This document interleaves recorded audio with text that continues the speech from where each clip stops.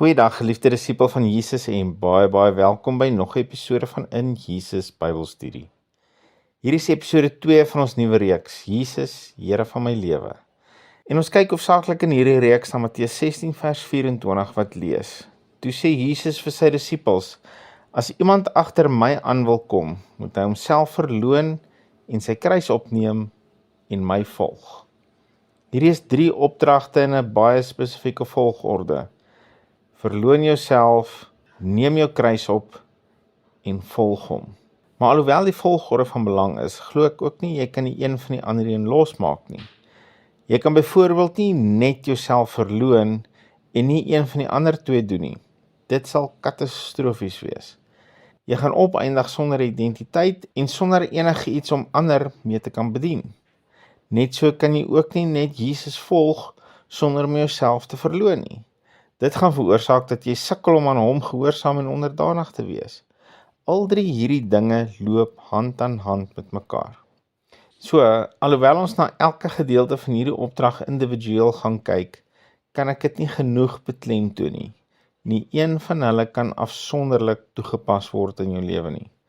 Dis die kombinasie van al 3 saam wat vir ons oorwinning gaan bring en veroorsaak dat ons sal leef in alles waarvoor Jesus vir my en jou gesterf het aan die kruis om te verkry. Maar kom ons begin by die eerste ene. As iemand agter Jesus aan wil kom, moet hy homself verloon. Deny yourself, sê die Engels. Wat beteken dit en hoe lyk dit? So net so terloops, die Griekse woord wat hier gebruik word vir verloon, is dieselfde woord wat gebruik word toe Petrus vir Jesus verloon het net voor sy kruisiging. En wat het hy gedoen? Hy het gesê, ek ken hom nie. Ek ken hom nie. Petrus het ontken dat hy vir Jesus ken. So wat sê Jesus hier vir ons wanneer hy sê verloon jouself? Hy bedoel glad nie, jy moet nou vergeet wie jy is en jou persoonlikheid verloor en jou menswees prysgee nie. Hy soek nie zombies of robotte vir disipels nie. Sy disipels was nog nooit mense sonder karakter en 'n hart nie. Waarna hy op soek is mense wat bereid is om hul eie wil en eie drange en eie begeertes te verloon. As ek en jy op 'n plek kan kom waar ons sê, nie my wil nie Vader, maar U wil. Daai wil en begeertes en hartstogte van verlede jaar, van die ou ek ken hulle glad nie meer nie. Ek ontken hulle bestaan in my lewe saam met U. Ek wil soek wat U soek. Ek wil brand vir dit waarvoor U hart brand. Ek wil lief hê soos U. Ek wil omgee soos U. Ek wil simpatiseer soos U. Ek wil nie meer so hard wees soos wat ek was nie. Ek wil nie meer so op my perdjie spring soos ek altyd gedoen het nie. Ek wil nie meer so neerkyk op mense soos ek altyd gedoen het nie. Ek verloon daai ou. Ek ken hom nie, ek ontken sy bestaan in my lewe. Ek is nou 'n man of vrou van liefde, blydskap, vrede, lankmoedigheid, vriendelikheid, goedheid, getrouheid, sagmoedigheid en selfbeheersing. Ek is nou wie U Gees is hier binne in my. Dis wat dit beteken om jouself te verloon. Johannes die Doper som dit vir my perfek op in Johannes 3 vers 30.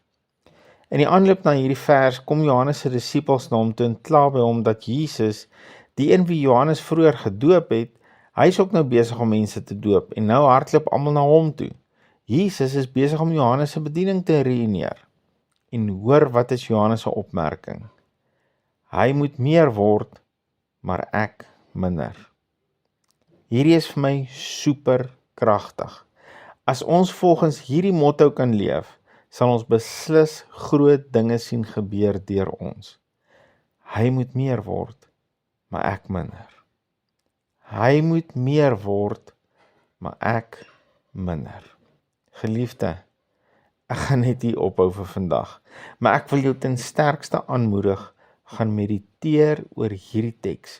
Skryf dit ergens neer, plak dit in jou yskas se deur of jou klerekas se deur of enige plek prominent, sodat jy dit gereeld kan sien en herinner jou vlees hieraan. Hy moet meer word, maar ek minder. Hy moet meer word, maar ek minder. Here, saam met hierdie teks, saam met Johannes, is my gebed vandag, dat Jesus meer sal word, en ek minder. In Jesus naam. Amen. Geliefde van Jesus, hou jou oog op hom en jou neus in sy woord. Shalom.